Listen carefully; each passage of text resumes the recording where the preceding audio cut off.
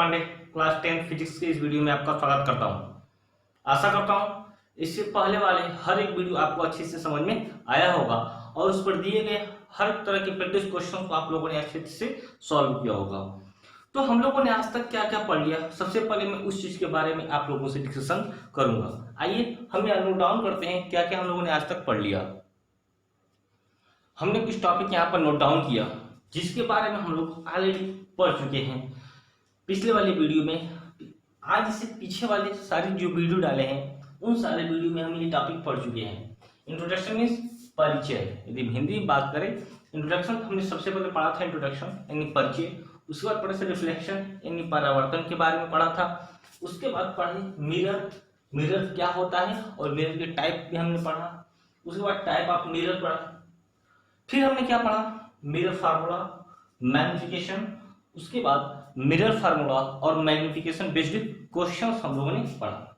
इसके अलावा हमने आपको एक या दो वीडियो प्रैक्टिस क्वेश्चंस का भी सॉल्व करवाया हुआ है। किसका? Practice question. ओके, यदि आप लोगों ने ये सारा वीडियो पूरा देखा होगा, आशा करते हैं यहां तक आपको हर एक टॉपिक अच्छे से समझ में आ गया होगा। आज एक नया टॉपिक शुरू करेंगे। हम आपको इस वीडियो में कुछ प्रैक्टिस क्वेश्चन भी देंगे, ठीक है। प्रैक्टिस क्वेश्चंस इन बेस पे मैग्निफिकेशन और मिरर फार्मूला बेस पे कुछ प्रैक्टिस क्वेश्चन भी होगा, ठीक है। और इस वीडियो में हम लोग स्टार्ट करेंगे नया टॉपिक, और नया टॉपिक होगा हम लोगों को क्या? रिफ्रैक्शन। क्या होगा? रिफ्रैक्शन मीन्स अपवर्तन। ये टॉपिक को हम लोग इस वीडियो में शुरू करेंगे। क्लियर चीजें हैं? तो आइए सबसे पहले टॉपिक स्टार्ट करने से पहले हम आपके पास कुछ प्रैक्टिस क्वेश्चंस शो करते हैं जिसको आप लोग आसानी से सॉल्व करेंगे। किसके बेस पे वो प्रैक्टिस क्वेश्चन होगा? वो क्वेश्चन होगा मिरर फार्मूला और मैग्निफिकेशन बेस पे क्वेश्चन होगा।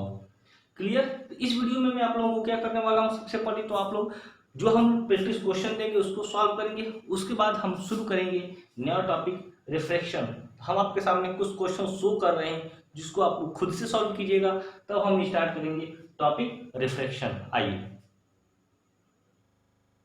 पहला क्वेश्चन है, ठीक है। इस तरह में बहुत सारे क्वेश्चन लिखा है। सेकंड क्वेश्चन है।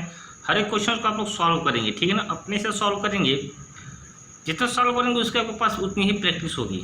ओके, ये third question.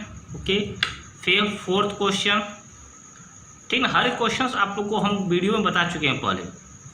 Fifth question, okay, और ये रहा आपका six question, seven question.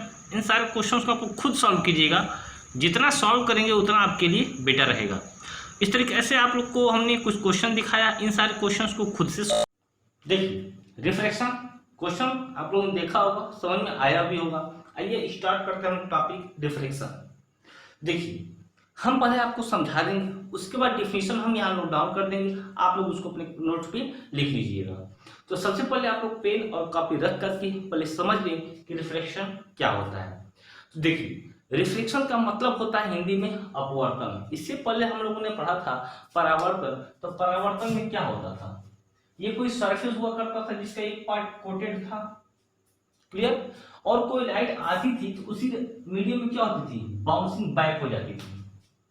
Bouncing back, जब बाउंसिंग बैक वर्ड आ गया तो वह कहलाया क्या आपका? रिफ्लेक्शन। ध्यान दीजिएगा, रिफ्लेक्शन कहलाएगा।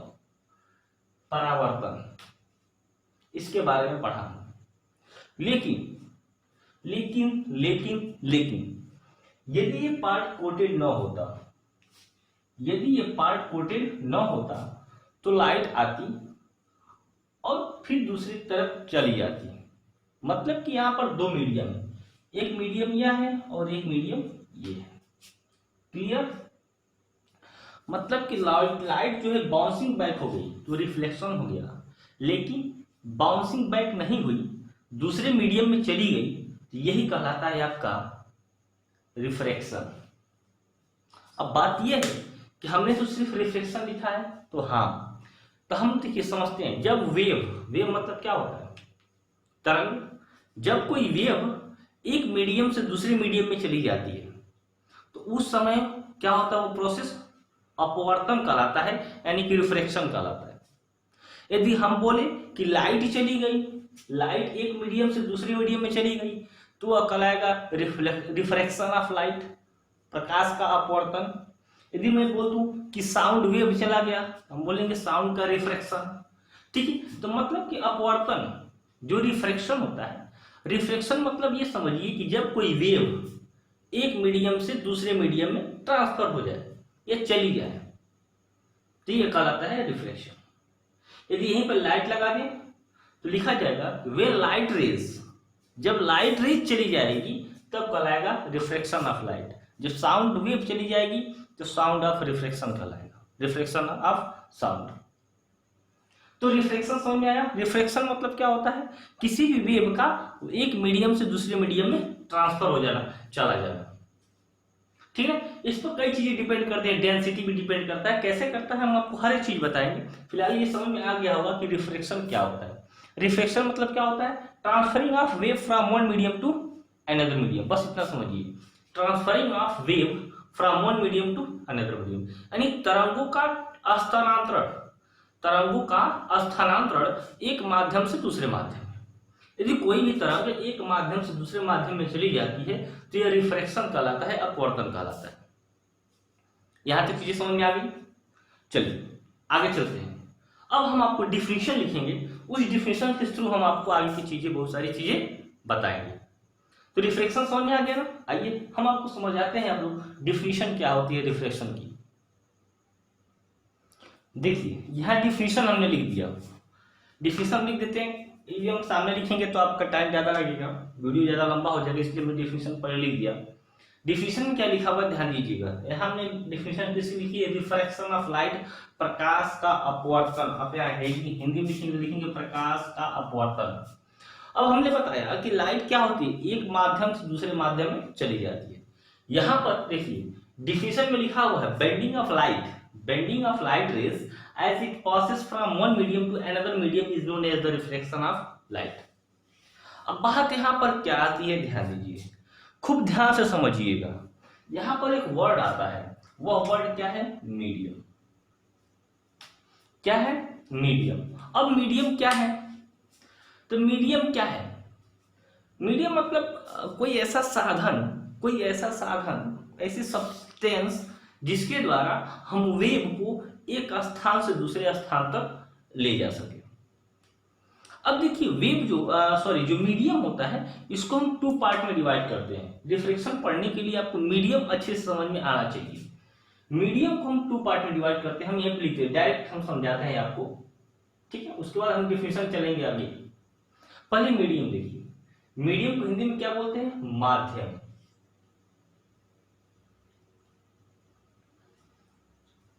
माध्यम को ध्यान दीजिएगा, डिफिनेशन के बीच में आ गया मीडियम, तो मीडियम हम यहां समझा देते हैं। माध्यम को हम क्या करते हैं, टू पार्ट में डिवाइड कर देते हैं। कौन कौन सा, एक होता है आपका रेयर मीडियम, और एक होता है आपका डेंसर। क्या होता है, डेंसर, डेंसर मीडियम। क्या समझ आया आपको? एक होता है रेयर और एक होता है डेंसर। रेयर को हिंदी में बोलते हैं हम लोग विरल, और इसको बोलते हैं सघन। अब यहां से ध्यान दीजिएगा,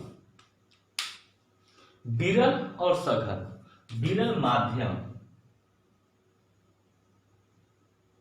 और सघन माध्यम।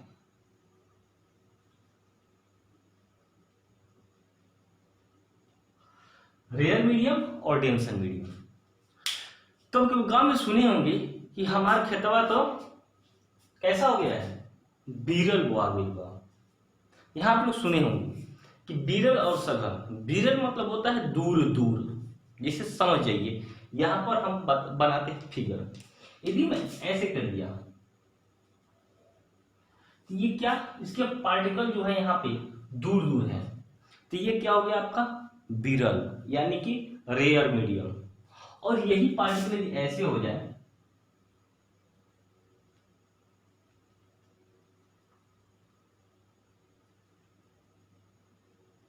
तो ये क्या हो गए डेंसर। दोनों में बात समझ में आ रही है, रेयर मीडियम और डेंसर मीडियम। विरल माध्यम जिसमें पार्टिकल दूर दूर होंगे, ऐसे मीडियम जिसमें पार्टिकल क्या हो, दूर दूर हो, उसे बोलते हैं रेयर मीडियम। डेंसर मीडियम ऐसा मीडियम जिसके पार्टिकल पास पास हो, उसे बोलते हैं डेंसर मीडियम। मे भी समझ में आया होगा। तो रिफ्रैक्शन होता क्या है, देखिए अब ये समझ में आ गया ना, अब आपको ये आसानी से समझ में आ जाएगा। तो जब लाइट रेज क्या होती है कि एक मीडियम से दूसरे मीडियम में जाती है, तो मीडियम दो ही होगा, या तो लाइट रेयर से डेंसर में आएगा, या तो फिर डेंसर से रेयर में जाएगा। बात समझ में आ रही है ना, हम क्या कर रहे हैं, लाइट या तो रेयर से डेंसर में जाएगा या फिर डेंसर से रेयर में जाएगा। खूब अच्छे से इस बात को समझ लीजिए पहले। यहीं पे कहीं लिखा हुआ है कि लाइट रेज कहां पास कर रही है, एक मीडियम से दूसरे मीडियम में, एक माध्यम से दूसरे माध्यम में। वो माध्यम अलग अलग होगा, एक माध्यम नहीं होगा, माध्यम क्या होगा, अलग अलग होगा, या तो विरल माध्यम होगा या तो सघन माध्यम होगा। तो हमने क्या बोला कि लाइट रेज जब पास करती है one medium to another medium, तो बेंड कर जाती है। अब बेंड करना मतलब क्या होता है, बेंड करना मतलब क्या होता है, मुड़ जाती है, बोल सकते हैं क्या होगी, मुड़ जाएगी। अच्छे, इस बात को समझने के लिए कि मुड़ जाएगी, हम क्या कह रहे हैं, सुनिए। मान लीजिए कि आप रास्ते पर चल रहे हो बाइक लेके, और रास्ता बहुत खाली है, मतलब हाईवे है और रास्ता बहुत ही खाली है, तो उस समय आपके बाइक की स्पीड क्या होगी, बहुत ज्यादा होगी। क्यों, क्योंकि वहां पर जो रास्ता था बहुत साफ था, लोग कम थे रास्ते पे, तो आपकी बाइक की स्पीड ज्यादा थी। लेकिन यदि कहीं रास्ते पर भीड़ आ जाएगा, तो उस समय बाइक की स्पीड क्या हो जाएगी, कम हो जाएगी। बात समझ में आ गई, बाइक की स्पीड क्या हो जाएगी, कम हो जाएगी।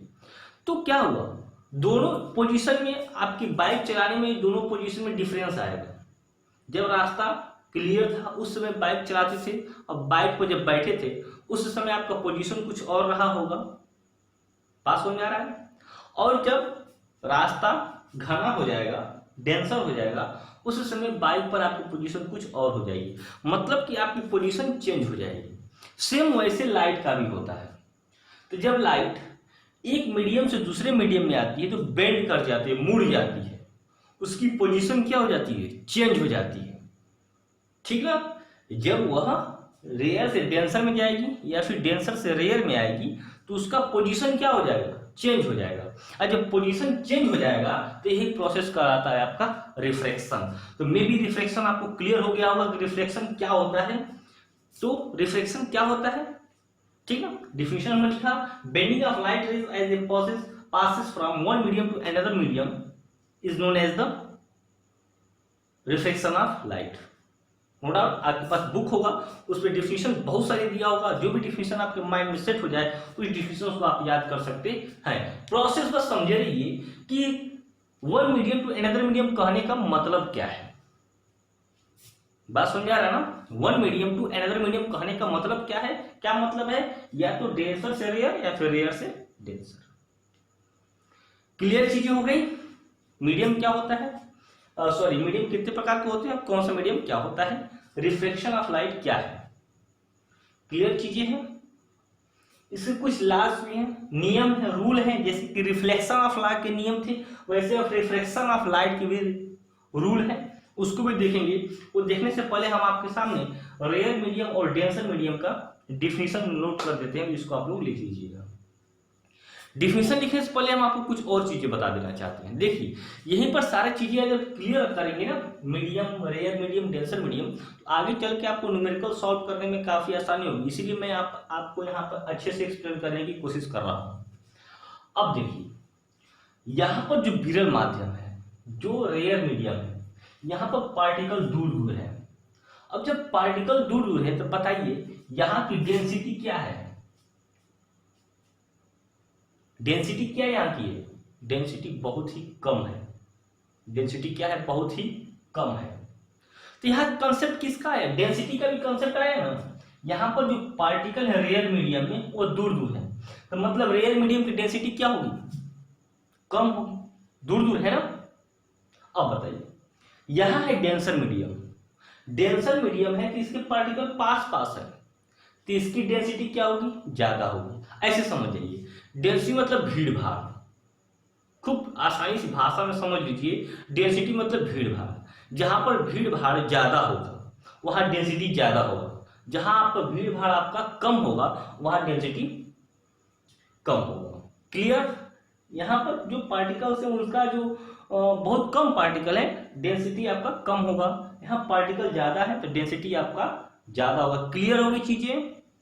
अब हम डेंसिटी के कंसेप्ट में आपको डिफिनेशन लिखेंगे डेंसर और रेयर मीडियम का, जिसको आप लोग आसानी से समझ सकते हैं। तो यहाँ से आप लोग रिफ्लेक्शन ऑफ लाइट की डिफिनेशन समझ में होंगे और यहाँ से आप लोग मीडियम चीजें समझ गए होंगे। आइए हम आपको इसका डिफिनेशन लिख के दिखा देते हैं। हमने यहाँ डिफिनेशन लिख दिया किसका, रेयर मीडियम और डेंसर मीडियम। जिस हिसाब से हमने समझाया उस हिसाब से हमने डिफिनेशन लिख दिया। जैसे कि रेयर मीडियम मतलब क्या था, हम यहाँ पर बना देते हैं, ठीक है। हमने यहाँ पर ऐसे बनाया था ना, ये पार्ट या फिर क्या है रेयर मीडियम की, और एक ऐसे बनाया था जो बहुत पास पास थे, ये क्या थे आपके डेंसर मीडियम।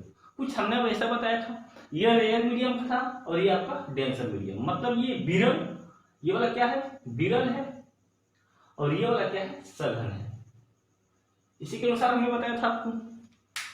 अब देखिए कि यहाँ लिखा हुआ है क्या, रेयर वाले में क्या लिखा है कि we can define as the rare medium which has the less density. Density क्या है, कम है, भीड़ भाड़ कम है ना, तो डेंसिटी कम है। ध्यान दीजिएगा, भीड़ भाड़ कम है तो डेंसिटी कम है, speed of light is more. बताइए भीड़ भाड़ कम है तो लाइट स्पीड क्या होगी, लाइट की स्पीड क्या होगी, ज्यादा होगी। यही नहीं कर रहा है, यहाँ पर भीड़ भाड़ ज्यादा है मतलब डेंसिटी ज्यादा है, तो स्पीड ऑफ लाइट क्या होगी, कम होगी।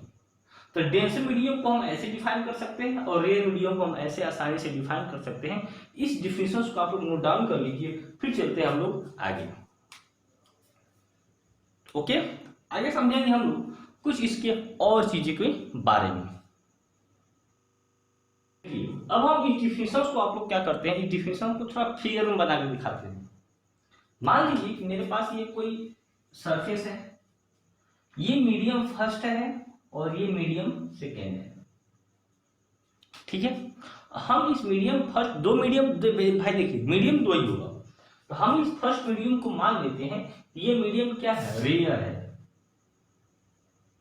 रेयर मतलब क्या, विरल माध्यम है। हमने क्या मान लिया इसको, विरल माध्यम, और इसको मान लिया क्या, डेंसर। क्लियर, समझ में आया। डेंसर मतलब क्या, सघन माध्यम।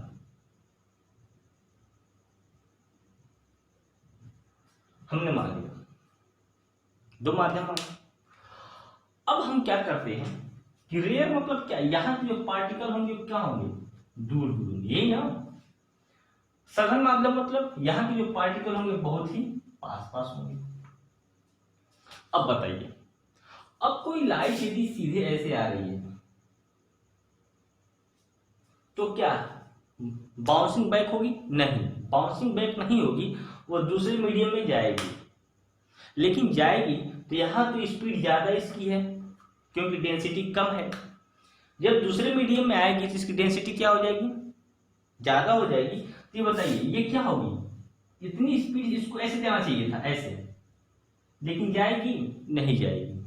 क्यों, क्योंकि मीडियम ज्यादा है, भीड़ भाड़ ज्यादा है, तो क्या होगी, झुक जाएगी, थोड़ा सा रुक जाएगी, और रुकने के कारण इसकी स्पीड क्या हो जाएगी, कम हो जाएगी। और जब स्पीड कम हो जाएगी थोड़ी सी क्या हो जाएगी, झुक जाएगी। बात समझ आई। तो इसको देखिए, अब देखिए हम इस पॉइंट पे नॉर्मल ड्रा करते हैं। क्लियर, नॉर्मल मतलब क्या होता है, अविलंब।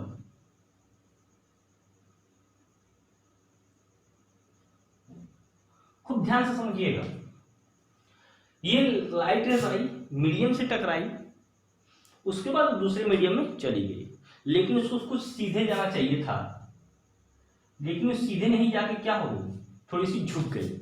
क्यों झुक गई, क्यों झुक गई, क्योंकि ये विरल माध्यम है और ये क्या है आपका सघन माध्यम।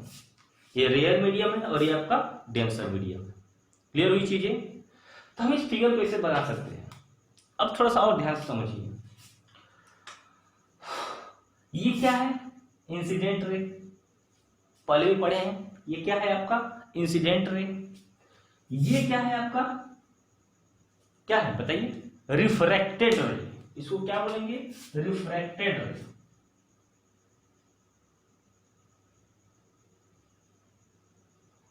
क्या बोलेंगे? रिफ्रैक्टेड रे। यानी क्या? ये तो आपतित किरण हो गई, आइए अपवर्तित किरण हो जाएगी। परावर्तित नहीं, क्या बोलेंगे इसको? अपवर्तित किरण। ध्यान दीजिएगा, यह एंगल आई इंसिडेंट एंगल और यह वाला एंगल क्या कहलाएगा? Angle R. लेकिन ध्यान दीजिएगा, यह एंगल आर क्या है? Refracted angle. ये क्या है? Refracted angle. अपवर्तन कोण क्या बोलते हैं? अपवर्तन कोण। बात समझ में आ रही? हर एक टॉपिक ये समझ में आ गई। ये फिगर हमने किसका बताया? रिफ्रैक्शन का बताया। ठीक है, यदि आप कोटेड कर देंगे तो गलत हो जाएगा। कोटेड नहीं करना है। हर एक चीज समझ में आया? अब यहां से थोड़ा सा बात निकल के आती है क्या, खूब ध्यान से समझिए जो बोलने जा रहे हैं। देखिए, लाइट रेज जब रेयर मीडियम में थी, लाइट रेज कहां थी? रेयर मीडियम में थी, तो नॉर्मल से दूर थी। दिख रहा है ना? नॉर्मल से दूर थी। लेकिन जो ही ये डेंसर मीडियम में आई, ये नॉर्मल के पास झुक गई। झुकी कि नहीं झुकी है? बताइए, झुकी कि नहीं झुकी है? झुकी। तो यहां से कॉन्सेप्ट क्या निकलता है? यहां से कॉन्सेप्ट निकलता है कि लाइट रेज जब रेयर मीडियम में होगी तो नॉर्मल से दूर होगी, लेकिन जब वो डेंसर मीडियम में होगी तो नॉर्मल के पास होगी। ये भी कॉन्सेप्ट आपका यहां से निकलता है। तो मैं भी यहां तक हर टॉपिक आपको समझ में आया होगा। ठीक है, आइए हम आगे इस 2 पॉइंट को लिख देते हैं। क्लियर चीजें? कौन सा? कि रेयर मीडियम में जो इंसिडेंट रेज होती है वो नॉर्मल से दूर होती है, लेकिन डेंसर मीडियम में जो रिफ्रैक्टेड रे होती है वो नॉर्मल के पास झुक जाती है। हम ऐसा बोल सकते हैं कि जब प्रकाश की किरण विरल माध्यम से सघन माध्यम में आती है तो अभिलंब की तरफ झुक जाती है। ठीक है, क्लियर हो रही समझ में? आइए हम इस चीज को लिख देते हैं, आप लोग यहां तक समझ में आ गई होंगी चीजें। बात समझिए, यहां हमने क्या पहला कंडीशन लिखा? पहला कंडीशन क्या लिखा? कि जब लाइट कहां से? रेयर मीडियम से डेंसर मीडियम में जाएगी तो उस समय अपवर्तन क्या होगा? हमने क्या लिखा? कि जब लाइट जो है रेयर मीडियम से डेंसर मीडियम में जाएगी तो क्या करेगी? Toward normal. नॉर्मल की ओर क्या होगी? झुक जाएगी। इन्हें अभिलंब की ओर क्या होगी? झुक जाएगी। जैसा कि हमने कहा कि विरल माध्यम में मान लीजिए लाइट आपकी ऐसी आ रही थी, ठीक है, इसको कुछ ऐसा जाना चाहिए था, सीधे निकल जाना चाहिए था, लेकिन चूंकि ये सघन माध्यम में आ रही है तो क्या करेगी? ये अविलंब की ओर झुक जाएगी। क्लियर चीजें? उस कंडीशन में देखिए, जो यह एंगल है वो ज्यादा दिख रहा है आपको इस एंगल से, दिख रहा है कि नहीं? वही लिखा हुआ है यहां पर कि अपवर्तन कोण का मान आपतन कोण से छोटा होता है। ये वाला छोटा होता है, हम इसको लिख सकते हैं एंगल आर इज एंगल आई। ये चीजें मे बी ये चीजें आपको समझ में आई होगी। हम आपको इसमें कुछ होमवर्क के तौर पे या फिर देखेंगे, यदि आप इसको क्या इस चीज से क्या समझे हैं, यदि ये चीजें आपको समझ में आई होंगी तो इसी बेस पे मैं एक हेडिंग डाल दे रहा हूं, आप उसको खुद से लिख लीजिएगा। वो हेडिंग क्या होगी? वो हेडिंग यही होगी कि जब लाइट रेस कहाँ से पास करेगी, डेंसर से रेयर, जहां रेयर है वहां डेंसर हो जाएगा और जहां डेंसर है वहां रेयर हो जाएगा। मतलब कंसेप्ट यही है, बस आपका हेडिंग थोड़ा सा चेंज हो जाएगा। तो आप इसी डिफिनेशन को डिफिनेशन खुद से लिख सकते हैं, तो खुद से ट्राई करेंगे आप लोग लिखने के लिए। आइए हम उसका हेडिंग डाल देते हैं, मे भी ये चीजें आपको समझ में आई होंगी, आप उसको भी ऐसे लिख लीजिएगा।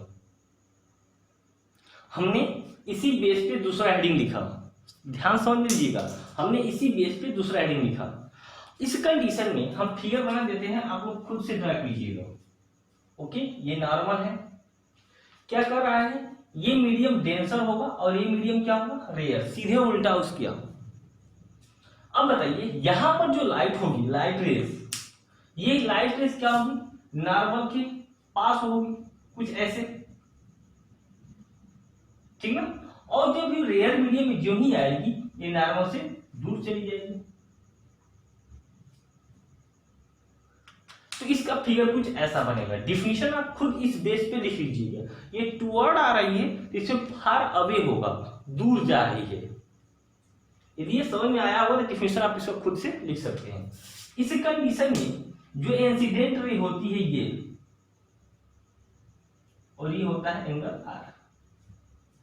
क्लियर।